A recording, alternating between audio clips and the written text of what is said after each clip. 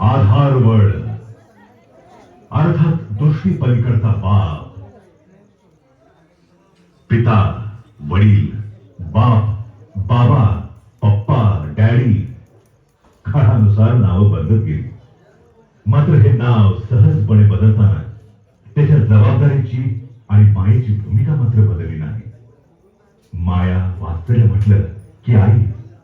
संसाराच्या या जगात आईच आपल्याला जवळची वाटते. आई हे घराचं मांगल्य असतं हे खरंय, पण बाप ही घराचं अस्तित्व असतो. या घरच्या अस्तित्वाला समजून घेण्याचा प्रयत्न कोणीच केला नाही. संत महात्म्याने, देवादिकांनी आईचंच तोंड भरून कौतुक केलं. बरेच व्याख्यातेही आईविषयीच जास्त बोलत असतात. चांगल्या गोष्टींना नेहमी आईचीच उपमा देण्यात येते. बापाविषयी मात्र कोणीच काही बोलत नाही. अंधारात समईच्या ज्योतीलाच फार महत्व असतं, पण त्याच वेळी ज्योतीखालील समईलाच जास्त तापावं लागतं ना. रोजच्या जेवणाची सोय करणारी आई आमच्या लक्षात राहते, मात्र आयुष्याच्या शेड्यूलची सोय करणारा बाप कधीच लक्षात राहत नाही. आणि म्हणूनच बाप याविषयी थोडंसं सांगण्याचा आमचा हा प्रयत्न.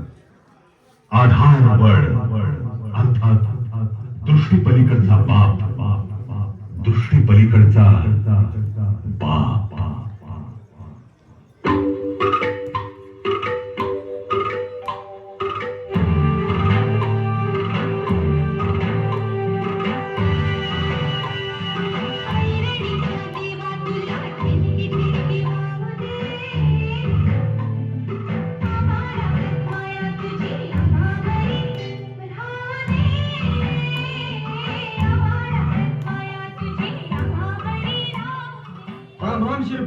राम राम राम राम राम राम. ये सदा. अरे काय एवढं घाईचं काम काढलंस? अरे काल खुदीचं काम करताना तोंड मोडलाय ना पारीचं, म्हणून तुझ्याकडे घेऊन आलो या. आण बघू पार इकडे. ये गे. कोणच्या दगडावर घातलीस रे? हा पहार वाटोळ झालंय की. असू दे असू दे, देतो लगेच करून. पण हे बघ सदा, पैसे बी लगेच दे म्हणजे झाले. हा त्याच्या मारी. अरे पैसे देतो की मागणं, मी काय पळून जातोय? अरे तसं नव्ह सदा, पण समद्यानीच असं म्हटल्यावर आमची चूल कशी पेटायची बाबा? अगदी देवाची आण घेऊन सांगतो. सदा 3 दिवस झालं नुसतं काम करतोय, पण एक दमडी बी कोण द्यायला तयार नाही. घरात एक दाना बी शिल्लक नाही रे. सदा, गरीबाची सकाळ आज घेऊन उजाडती आहे आणि रात निरासपणाच्या हातूनावर झोपवती या म्हणतात ते काय खोटं नाही. आज तर पैसे येतील ह्या आशेनं संसाराच्या चादरीला समजुतीचं एक एक ठिगाळ लावतोय. झालं भगवंताला हात जोडून दररोज सांगतोय, कृपा कर रे बाबा आमच्यावर. पण त्याच्या बी कानात मळ झालाय का काय कुणास ठाऊक. आज तू आल्यावर वाटलं, ऐकलं वाटतं भगवंतानं माझं. पण तू बी असं म्हटल्यावर बास बास शिरपा बास. आता काय बी बोलू नका, मला माहित नाही रे, मी आपलं सहज बोललो. आणि तू तू म्हणजे काळजालाच हात घातलास. हे बघ, ही पार तयार कर, लगेच पैसे देतो. काळजी करू नकोस, लगेच पैसे देतो. आणि वय वहिनी, हे काय बरोबर नाही.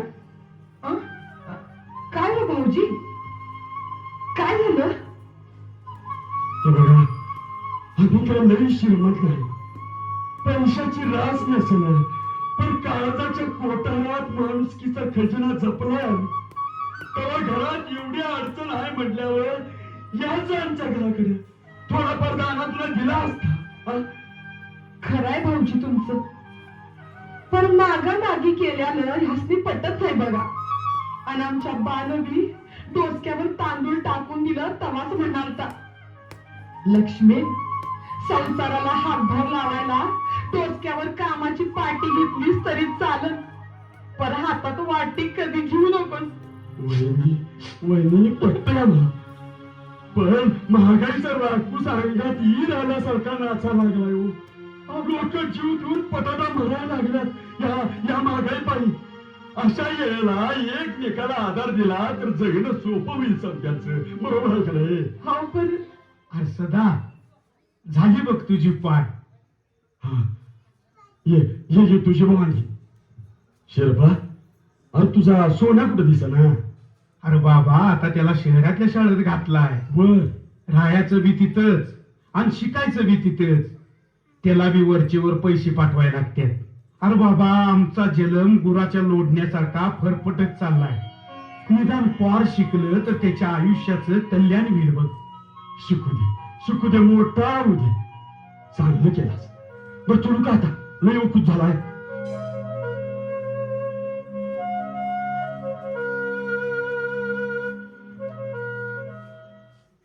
लक्ष्मी, हे पैसे घे. आमचा बाजार होईल तेवढा. अगे लक्ष्मी, कसला विचार करतेस? काय नाही, पर सदा भाऊजी म्हणत्यात तसं लोक मरत असतील तर आपलं कसं व्हायचं? येडी आहेस का गे? काय काळजी करू नकस. हो, पण अगं सगळी काळजी त्या भगवंताला आहे. अगं जीव देऊन कधी संसाराची कोडी सुटत्यात होय. आमचा म्हातारा सांगायचा, शिरपा, माणसानं कायम आयरनिवानी जगावं. घनाचं किती बी ठोकं पडू द्यात, जाग्यासनं जरा बी हाडू देऊ नये मर्दानं. अगं प्रत्येक माणूस संसाराच्या रणांगणात सेनापती असतोय. त्यानं लढायचं असतं आणि बाकीच्यासनी बी बळ द्यायचं असतं. आणि हे बघ, भिवून आपण होऊन मारणाऱ्याला मर्द म्हणत नाहीत, ना मर्द असतोय तो. आणि मी तर लवार आहे, लवार.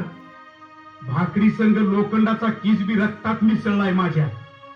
तेवढा लेचा पेचा नाही म्या. लक्ष्मी, जा बाजारात जा तू. म्हणजे आता काय तर बोलून मी लक्ष्मीची समजूत घालतोय, पण मलाच माझं कोडं पडलंय. ह्या महागाईत सोन्याच्या शाळेचा खर्च, पोट पाणी चालवायचं म्हणजे अवघडच आहे. त्यात मजुरी बी कमी. अडचणींची यादी हातभर आणि मिळतं ईदभर. देवा, कसा मेळ बसवायचा. एकदा का सोन्याची शाळा पुरी झाली की बघ आमचं काय बी होऊ दे. होय, पण सोन्याची शाळा पुरी होऊ दे देवा. ए शिरपा, शिरपा आहे काय घरात? कोण आहे? या की या. अरे महात्मा होय, ये बस. नाही बा, बसत नाही. हे बघ, उद्या सकाळी पंचायतीच्या चौकात दोडबाच्या पोराबद्दल न्याय निवाडा हाय. तेव्हा सरपंचांनी तुला यायला सांगितले वाट. बर बाबा, येतो म्हणून सांग. काय काळजी करू नकस. येऊ का? हा.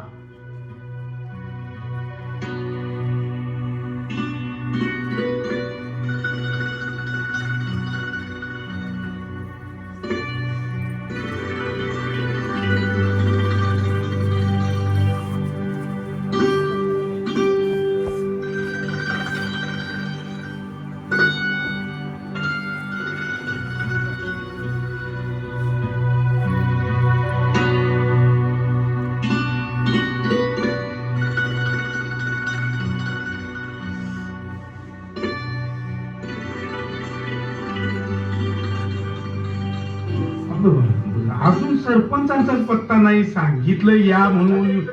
आता नाही तर काय, आता एवढा वेळ वाट बघायची. माणसं थांबल्यात सगळी. नाही तर बघ, यायला पाहिजे होतं का नाही अजून. शांत बसा मंडळी, शांत बसा. अरे काय झालं, आपल्या गावाच्या वतीनं अण्णांच्या आंदोलनाला पाठिंबा द्यायला तालुक्याला गेलतो ना, म्हणून जरा येळ झाला. बसा. परंपरेनं चालत आलेल्या रिवाजाप्रमाणे गावातला तंटा, वाद, भांडण हे सगळं आपल्या गावातच मिटवतात. आजपासून कुणाला बी कोर्टाची पायरी बी चढू दिलेली नाही आपण. म्हणूनच सरकारनं गुदस्ता सालचं तंटामुक्ती योजनेचं बक्षीस आपल्याच गावाला दिलं का नाही? तर त्याबद्दल मी पहिल्यांदा तुम्हाला सगळ्या गावकरी मंडळींना धन्यवाद देतो. कारण हे सगळं तुमच्या सगळ्यांच्या सहकार्याचंच फळ आहे हो. आणि आता सुद्धा बरं का, या ठिकाणी आपल्याला एका तंट्याचा न्याय निवाडा करायचा आहे. कुठे गेला? दोंडीबा, बोल बाबा, काय तक्रार आहे तुझी? सरपंच साहेब, अहो माझं आणि शेवंतीचं लगीन होऊन जवळजवळ 16 वर्ष झाली बघा. बर. लग्नानंतर 2 वर्षानं बबल्या जन्मला. अहो खाणारी तोंड वाढली. शेतात 2 वक्ताला कामाला जाऊन सुद्धा भागना भाटक्या संसाराला ठिगळे लावून धड करायचं या शेवंतीच्या गणितात बसत नव्हतं. घरात सारखी भांडणं व्हायला लागली बघा. अहो संसारिक बाई फाटक्या बाळुत्यावर आणि तुटक्या पाळण्यात सुद्धा आपल्या मुलांनी सांभाळतीया. नवऱ्याला हिंमत देत संसार रेटीत नेतीया. घरच्या आबरूचा सडा अंगणात कधी शिंपडत नाही होती. पण शेवंतीला ते जमलं नाही. अहो 3 वर्षाचं पोट टाकून शेवंता माहेरला गेली. मी बबण्याचा तर बा होतोच, मग आई बी झालो. त्याला लहानाचा मोठा केला. पण परवा दिवाळीच्या येला शेवंत आली आणि रडायचं ढाम करून दिवाळीला 4 दिवस बबड्याला नेतो म्हणून घेऊन गेल्या. पण वरीस संपत आलं तरी बबण्याला पाठवायचं नाव घेणं झाली ती. तेव्हा पण माझं पोर मला परत मिळावं एवढीच माझी इच्छा आहे बघा. अरे धोंडबा गप गप. सरपंच धोंडबानं सांगितलेलं समज खरं आहे बघा. त्या पोरासाठी धोंडबानं रक्ताचं पाणी केलंय. ठीक आहे बर शेवंताला विचारू की शेवंता तुझं काय म्हणणं आहे? आता म्हणणं कशा करतात? माझं पोर माझ्या जवळ न ग. हे शेवंताबाई बारका असताना पोर टाकून गेलीस तवा नव्हतं वय ते तुझं. ए शेरपा अरे बस खाली. सरपंच ती कळतंय की तेवढं. मी म्हणतो तुला काय एवढा पुळका आलाय? अरे सगळं खरं आहे ते, पण मला काही सांगायचं की अरे पण आहे. ऐक तरी ये. अरे ऐकून तरी घे की. सरपंच काय चुकीचं सांगतोय. अरे सगळं खरं आहे. अरे एक मिनिट तुम्ही कशा बाई भांडतायसा? थांबा की जरा. आता तुम्हीच सांगा सरपंच. आत्ता पोराची आठवण झाली होय हिला. त्या पोरासाठी 12 वर्ष खस्ता खाल्ले या धोंडबानं आणि आता खांद्याला आलेलं पोर हिच्याकडे होय. कोणचा न्याय हो? म्हणजे आईच्या पिकावर रांगोळ्या वाढाय मोकळी. अभी मैं जरा बोलतो सरपंच. हा बोल. सुहा खुद को मार्या और भुजंग राज कर्या ऐसाच होया तू यो. ते काय नाही बघा सरपंच. पोर धोंडबाकडेच पाहिजे म्हणजे पाहिजे. अरे कबूल आहे मला ते नव. आता पोराची काय इच्छा आहे ती बी बघूया की जरा. त्या पोरा जरा बोलवा बघू. हा ये बा ये हा. सांग बघू कोणाजवळ राहणार बाळा तू? मी आईपाशीच राहणार. ते का आईजवळ का नाही बाजवळ का राहायचं नाही ते तरी सांग. अरे आपलीच माणसं आहे घाबरू नको. सांग. आई माझा लाड करते, जेवायला देते, कधी बी कावत नाही, म्हणून मी आईकडेच राहणार. वरील बराच चांगलीच गोष्टी पाळलेली दिसते. गुट्टी? अरे गुट्टीचा काय संबंध? आई हाय ती 9 महिने पोटात वाढवून नंतर जन्म घेताना किती त्रास झाला असेल तिला. कल्पना सुद्धा घ्यायची नाही तुला. होय तिला त्रास झाला असेल आणि धोंडबाला झाला नसेल. अरे बाबा पोराला जन्म द्यायचा म्हणजे बाईचा दुसरा जन्म असतो. या डोळ्याला धारा लागत्यात, कासावीस होतोय जीव नुसता. तुला काय ठाऊक? हा असंच आहे तुमच्या बायकांचं. आईचं अश्रू समुद्रवाणी दिसतात पण बापाच्या घामाचा लोंडा दुर्बिणीला बी दिसायचा नाही. बबन्या, ए बबन्या, अरे असं म्हणू नको रे वासरा. अरे तुझ्यासाठी मी रगात वापरूया रे. माझ्या जन्माच्या डोलाऱ्याचा तू एकच आला आहेस. लेखा अरे तू माझ्या बशीत राहा. तुझ्यासाठी आधीचा नंबर लावेल बघ मी. ऐक बाबण्या ऐक. कान उघडं ठेव. शांत हो शिरपा शांत हो. खाली बस बघू तू. हो शिरपा, तू काय एवढा तापाय लागलायस? उद्या तुझा सोन्या काय दिवा लावणार आहे माहिती आहे की आम्हाला?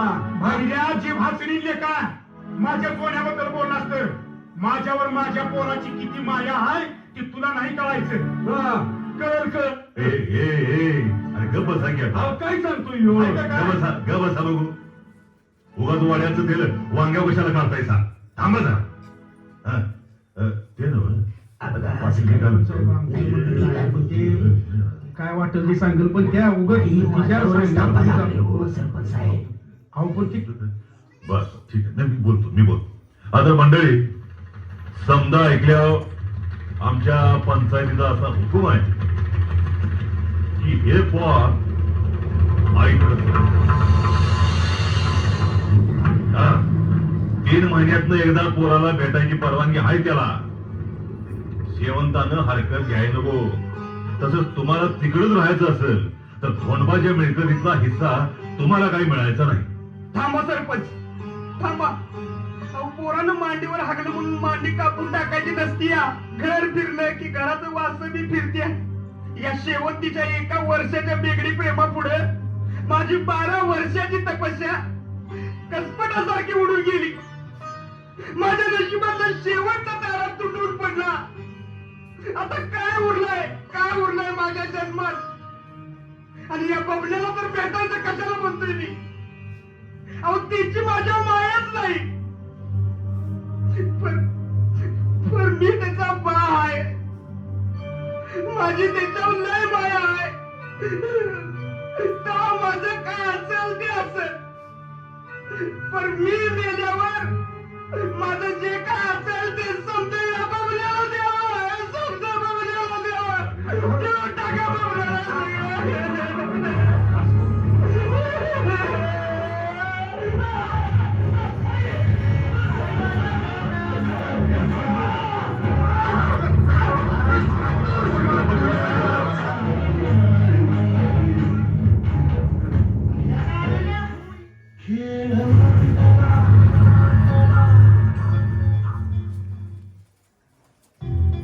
कसं तरी आपलं घर सांभाळत प्रसंगी उपाशी राहून श्रीपती आणि लक्ष्मीनं सोन्याच्या शिक्षणासाठी वेळोवेळी पैसे पुरवले.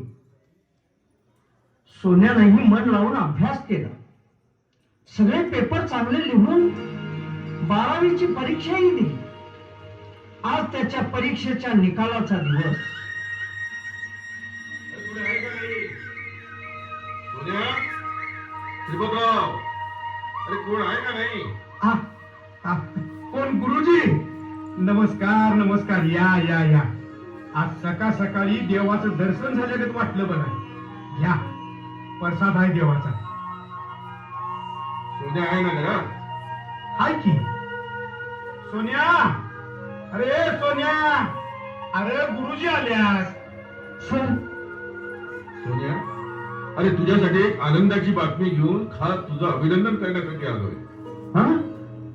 अरे 12वी बोर्डाच्या परीक्षेत पहिला आलायस तू. खरंच सर? होय. अरे जिल्हाभर तुझं कौतुक होत आहे. तुझ्या या यशामुळं आपल्या शाळेचं नाव मोठं झालंय. अरे तुझ्याबद्दल आम्हाला खूप अभिमान वाटतो.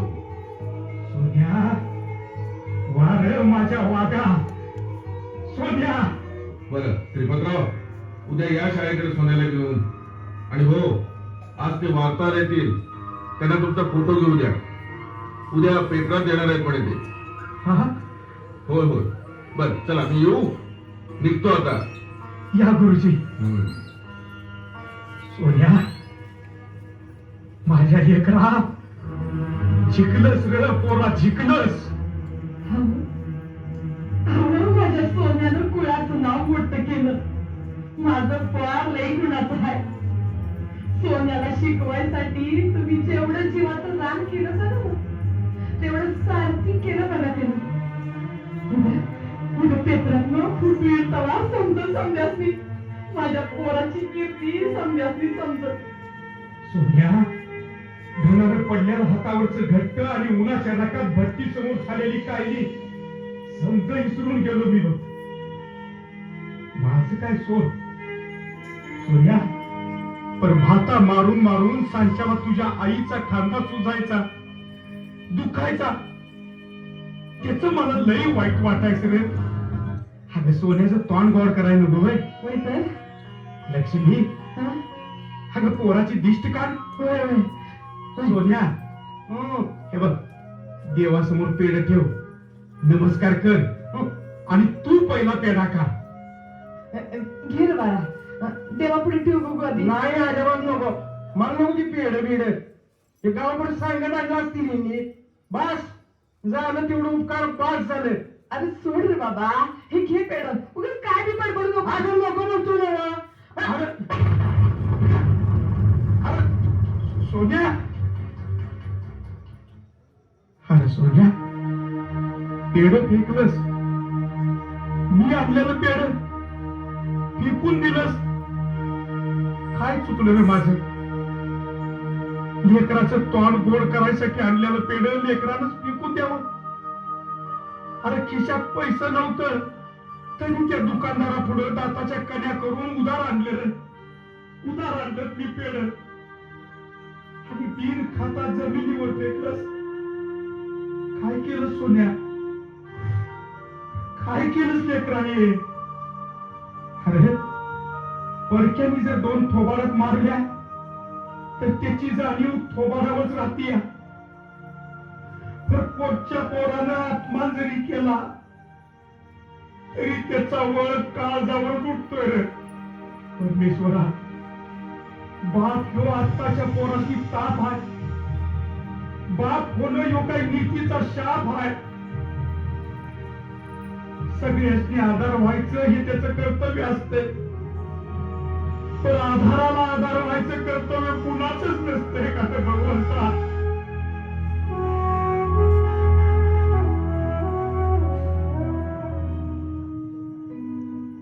सोन्याच्या निकालानं शिल्पाच्या घरात आनंदाला उत आला, पण नियतीच्या मनात काही वेगळंच होतं. पुढच्या शिक्षणाच्या प्रवेशासाठी गेलेल्या सोन्याला एका भरधाव गाडीने धडक दिली. रक्ताच्या थारोळ्यात न्हालेल्या सोन्याला पाहून श्रीपती हाबकलाच. सोन्याला हॉस्पिटलमध्ये ऍडमिट केलं. आता तो बरा झाला. त्याला घरी आणून आज आठवडा संपला.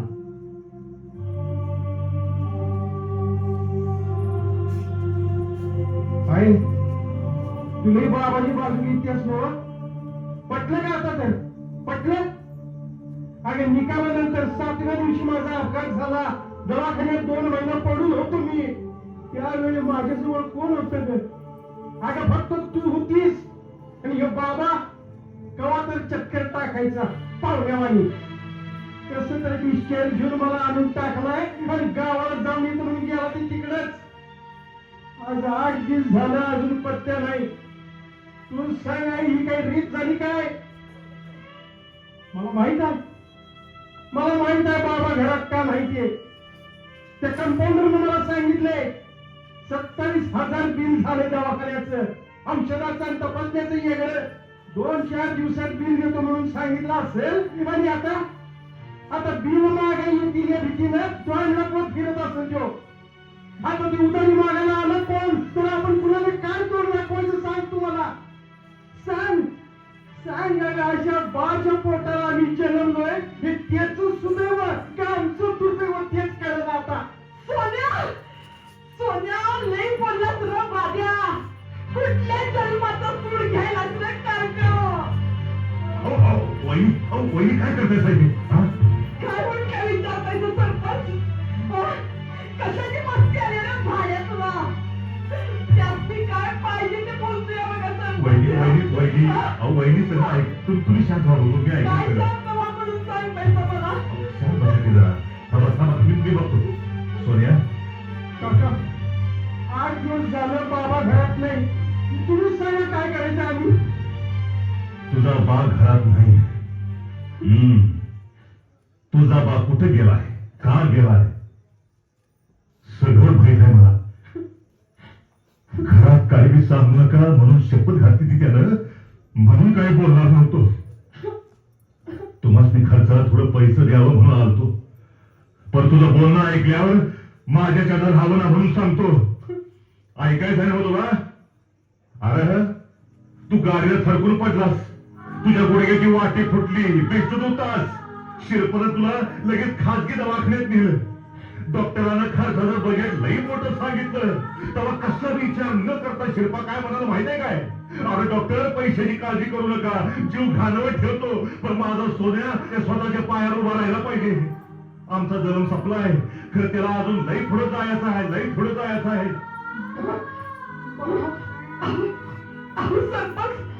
सरपंच काय सांगतायचा? वहिनी, बिल जमा केल्याशिवाय सोन्याचं ऑपरेशन होणार नव्हतं. तेव्हा शिल्पा माझ्याकडे आला. अहो तुम्हाला सांगतो, धडान फुटल्या धडा रटला घरी. म्हटलं शांत हो बाबा. त्याला घेऊन बाजीरावकडे गेलो. आता बाजीरावनं पैसे द्यायचं कबूल केलं, पण चाकरी व्हायच्या बोलू. शिरपानं रे मागचा पुढचा विचार नाही केला. चाकरी लगेच पत्करली, कारण दुसरा मार्गच नव्हता त्याच्यामुळे. दवाखान्याचं पैसे भरलं तेव्हा ह्याच्यावर कुठं उपचार सुरू झालं. आणि दिवसात 10 वेळा तुझ्या तब्येतीबद्दल विचारतोय तो. लक्ष्मी बहिणीची तर लई काळजी केला. माझी लक्ष्मी लई साधी सरळ आहे म्हणून घाबरून जाईल तेव्हा तिला धीर द्या म्हणून सारखं सांगत असतोय मला. पण घरला जायचं धाडस नाही होत त्याच्याने.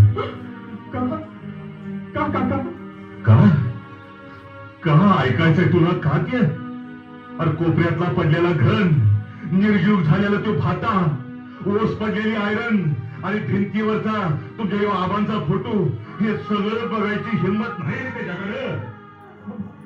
एकदा घराकडे गेलो तर परत मला चाकरीला जाऊ देणार नाहीत असं वाटते त्याला. आणि सोनी ते नव्हे, मगाशी काय म्हणालास? अशा बापाचा पोरगा असणं म्हणजे तुझं दुर्दैव. तुझं दुर्दैव होय रे. आता तू ठरव, जो असला बाळ म्हणजे तुझं सुदैव आहे का दुर्दैव आहे ते? नाही काका, बोलू नका काका, माझं चुकलं. लई मोठी चूक झाली माझी, लई मोठी चूक झाली. भूगोलाचा अभ्यास करून पृथ्वीची लांबी मोजायला शिकलो मी, पण माझ्या बाबांच्या विचारांची उंची नाही मोजता आली मला नाही. माझ्या भोळ्या बापाला काय वाटतं ते बोललो मी, काय वाटतं पण त्याची माया नाही कळली मला नाही. आता तुमच्या पाया पडतो घरात. खरं बाबाला माफ करायला सांगावं, मला माफ करायला सांगा. काका माझ्या बाबाला घरला यायला सांगावं, माझ्या बाबाला घरला यायला सांगा. उठ बघू. अरे घरला न यायला शिरपा काय रुसलाय होय? अरे व्यवहाराची बेडी त्याच्या पायात पडली आहे. आता ते बाजीरावाचे पैसे भागवल्याशिवाय कसं यावं? तुकाराम लोहार घरी आहेत का? शिल्प कामाला गेलाय हो. काय काम होतं काय? आपली ओळख? मी हरिश्चंद्र पाटील, शिल्पाचा मित्र, म्हणजे या गावचा सरपंच आहे मी. असं हे पहा सरपंच साहेब, आम्ही मानव कल्याण या सेवाभावी संस्थेकडून आलोय. बर. काय विषय काय आहे म्हणायचा? त्याचं असं आहे की दरवर्षी फादर्स डे निमित्त आमच्या संस्थेकडून आदर्श बाप असा पुरस्कार एका व्यक्तीला दिला जातो. बर.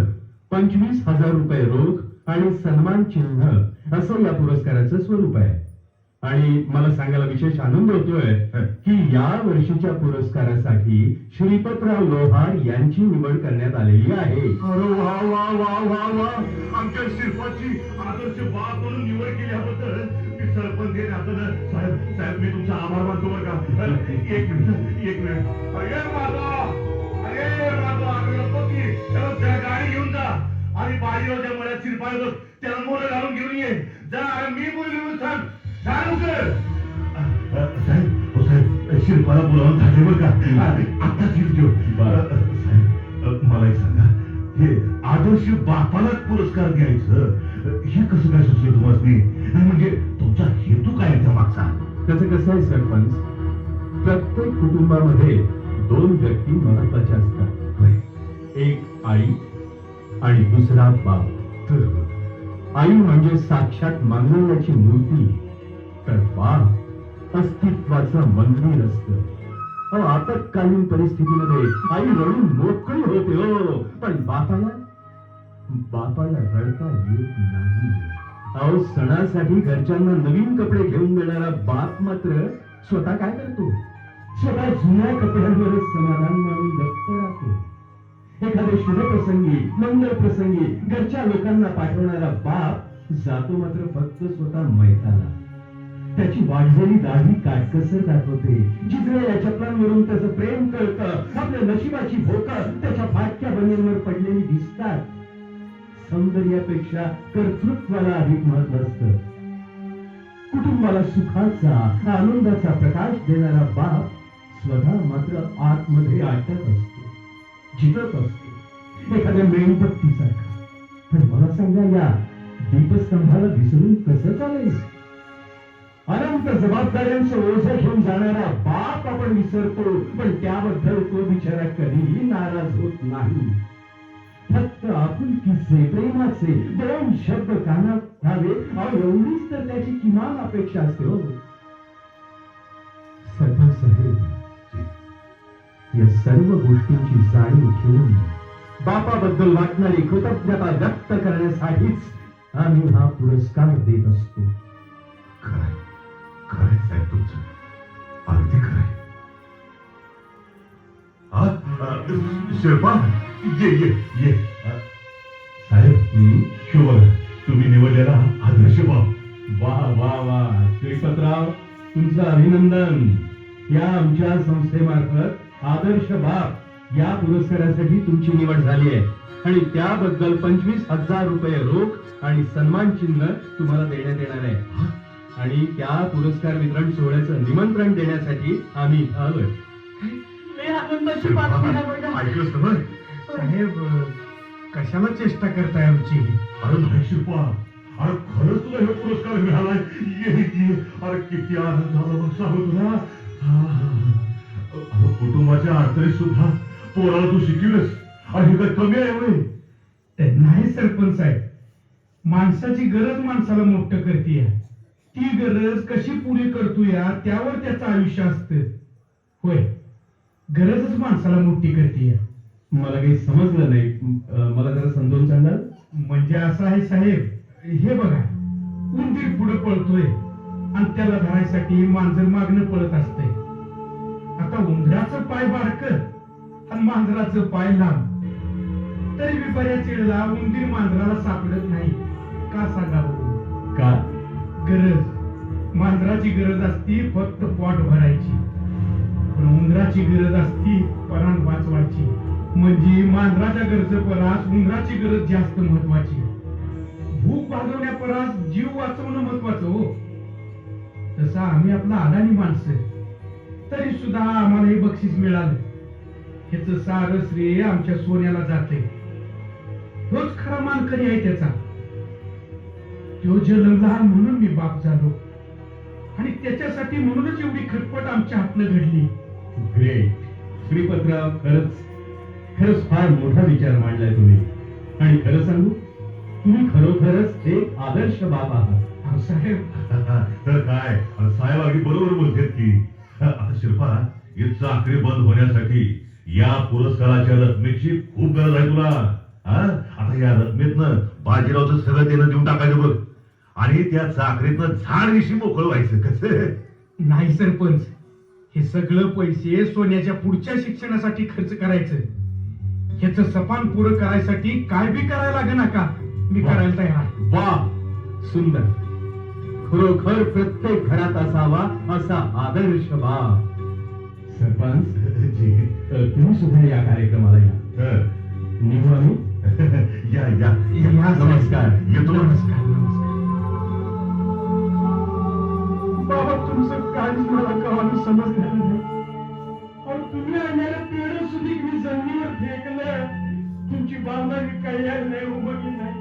तुम्ही वरण जरी नारागत कठोर असला तरी आतल्या त्या मऊ खोबऱ्याचा गोडवा आणि मधुर पाण्याचं महत्व मला कळलंच नाही. हो, कळलंच नाही. या हवेसारखं बाबाचं अस्तित्व असते, समोर असून मी न दिसणार. अरे बाप असते रसायन न्यार, त्याची फोड कधी कवा मी उकलत नाही. म्हणून तर बाप नावाच्या देवाचा थान कधी लागत नाही, थान कधी लागत नाही. बरं वाटलं बघ. सोन्या, तुझी चूक तुला कळली. बरं झालं आमच्या मित्राला पुरस्कार मिळाला. वहिनी, अहो वहिनी, जी, अहो सोन्याचा नंबर आला होय. तेव्हा तुमच्या पक्षाचा विजय झाला. होय तर. आता बघा, आमच्या पक्षानं बी बाजी मारल्या.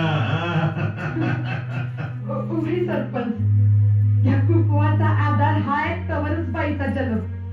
धन्याच्या पायाची चिमुडभर धूळ जरी कपाळाला लावली तर 33 कोटी देवांनी नमस्कार केल्याचं पुण्य मिळतंय बघा.